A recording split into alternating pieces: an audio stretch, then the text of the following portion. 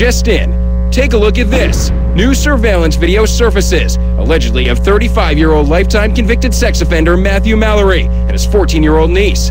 Police extremely concerned for her safety. The U.S. Marshal's Office is confirming this surveillance video is of Matthew Mark Mallory and his niece, Airel Mallory. U.S. Marshals have also released this video of the two at a Walgreens on East Houston Street. He's basically controlling her action and her movement right now. The U.S. Marshal's Office and Lone Star Fugitive Task Force were immediately brought in, and dozens of men began a search by land and air. Authorities say Mallory has a history of sexually assaulting minors.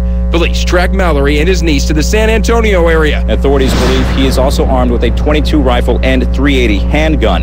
Now, authorities tell me they're also paying close attention to any burglary or stolen vehicle calls in the area, because one of those could lead them to Mallory and his niece. To Joe Gomez, reporter KTRH News Radio. Joe, how did this guy, a sex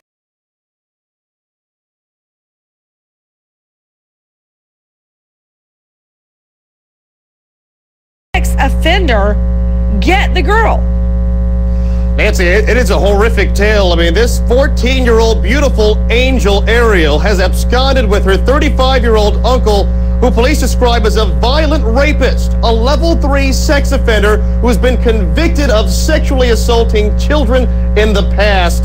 This search has been going on for about a week. Investigators have been coming through a wooded area near San Antonio after discovering an abandoned campsite, presumably belonging to the two. Also spotting the two at a Walgreens at a local Walmart. Nancy, every moment that goes by, this beautiful 14-year-old little girl's life is in danger. This man is a violent rapist, convicted of rape. Several times he's been convicted of sexually assaulting children. Jane? Well, the U.S. Marshal's Office is saying this man is armed and dangerous. This all started in Oklahoma. Jane, we are receiving breaking news. We are hearing that the sex offender has been apprehended. He has been apprehended. We know that he showed up at a Walgreens and a Walmart. The marshals there in San Antonio, Texas, pulled out all the stops. They found out he was at a Walgreens, that he was headed to a Walmart. They go to the Walmart. They follow up on everything. They find stolen tags on a car and somehow trace it back. They backpedal. They've got Matthew Mallory with them. To Deputy U.S. Marshal Tom Smith, Lone Star Fugitive Task Force with the U.S. Marshal's Office. Deputy, thank you for being with us. Where were they apprehended, and is the girl okay? Yeah, the main thing is the girl's okay. She's a little dehydrated, and they were caught just south of San Antonio, within 3 or 4 miles of where their abandoned car was. With us, special guest Deputy U.S. Marshal Tom Smith. We are learning the sex predator has been apprehended and the girl is alive. Deputy Smith, how did you guys catch him? Well, this worked out really good because the media kept this alive. A rancher was out feeding his stock, and he saw them behind a trailer changing clothes. Now, they didn't see him, and he immediately called his brother-in-law, who's a Bexar County deputy sheriff, and reported it. And the sheriff's office responded. Our folks responded. The sheriff's deputies got there fairly quickly, snuck up on him, tackled him, and got him in handcuffs. End of story.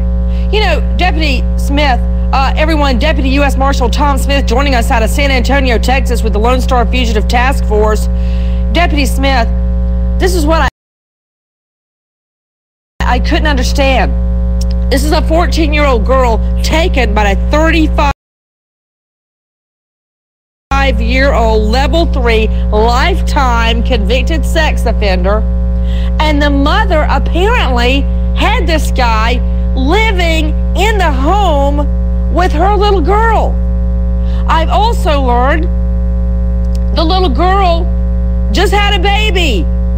This little 14-year-old girl had a baby. The baby is already several months old. This means she gave birth when she was either 12 or 13. I wonder whose baby that is, Deputy Smith.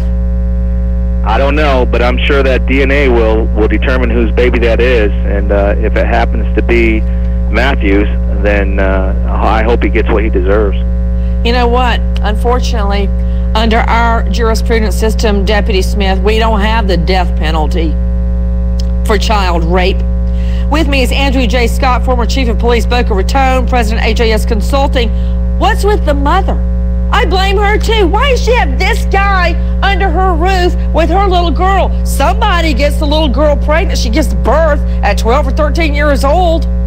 And now this sex predator runs off with her and kidnaps her? You know, this is the issue that we find all across the country, Nancy, where we have parents who really don't care very much for their children, allow these men to come into their homes, invade their homes, so to speak, and really are powerless and let these individuals, these sick individuals, such as this individual, to control the household. And I've got to be honest with you, I would hope that the investigation into how this all came to pass would eventually wind up to being an arrest for the mother, because frankly, it would not have happened had the mother stepped in.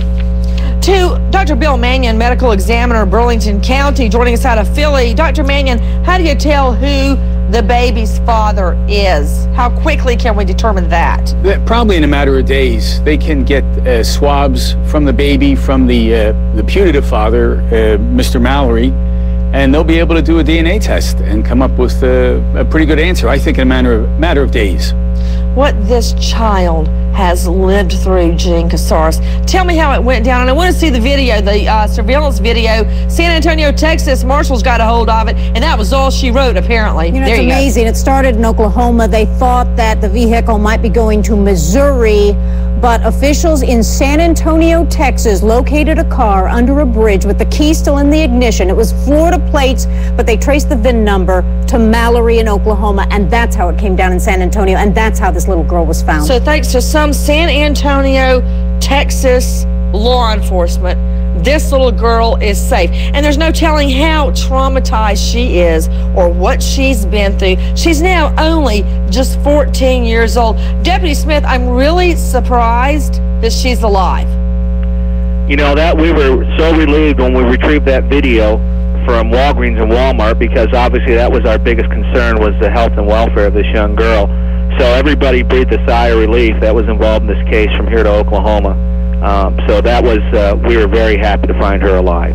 Unleash your lawyers, Raymond Giudice, Randy Kessler. First of all, to you, Kessler, what is a convicted sex offender doing living with a 12-year-old non-blood relative? Explain that to me. You know, if I could explain that, I'd be a genius. I'm obviously not a genius. There's no way in the world he should have been, and that mother should lose custody, and she should be penalized to the fullest extent. What about it, Giudice? Can she be charged with child endangerment? I think she could, as a level 3 sex offender, compared to Mr. Taylor, who is a level 1 from the first story. He had no contact with non-family member children.